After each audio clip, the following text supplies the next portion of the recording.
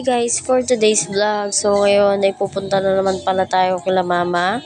At ayun na nga guys, ay nagpapatulong nga maglaba ang aking kapatid. At ang tinutukoy ko ang kapatid ay yung panganay namin guys. At saktong-sakto nga guys ay wala na nga akong ginagawa sa bahay. At nagchat na nga lang ako sa aking asawa ay pupunta nga ako sa aming bahay. At nagpaatid na nga lang pala ako guys. Nagpaatid nga lang pala ako sa pinsan ng aking asawa. Taksya po, buti na magana kayong pisanin ka na akong asawa.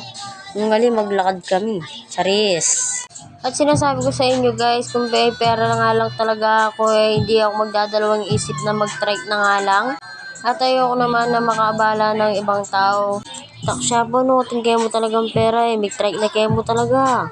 Makarine kay magmanay mo, may bilidjar po. Charis. At ayun na nga guys, ay lumiko na nga kami, papunta na nga kami sa aming bahay. Pero medyo malayo-layo pa nga dito guys. At dito nga lagi kami dumadaan ayaw na nga namin dumaan sa kabila kasi nga maraming aso.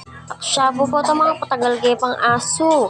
Charis. At pagpasensyaan nyo na nga guys, ay sobrang ingay ng aking voiceover kasi nga may nagpapasound dito sa amin.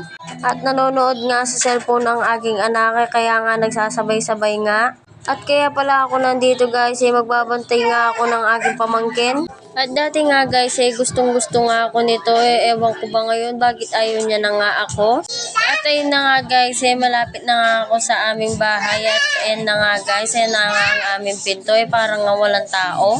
At ayun na nga guys ay bumaba na nga agad ako at uuwi na nga din pala siya. Yun lang.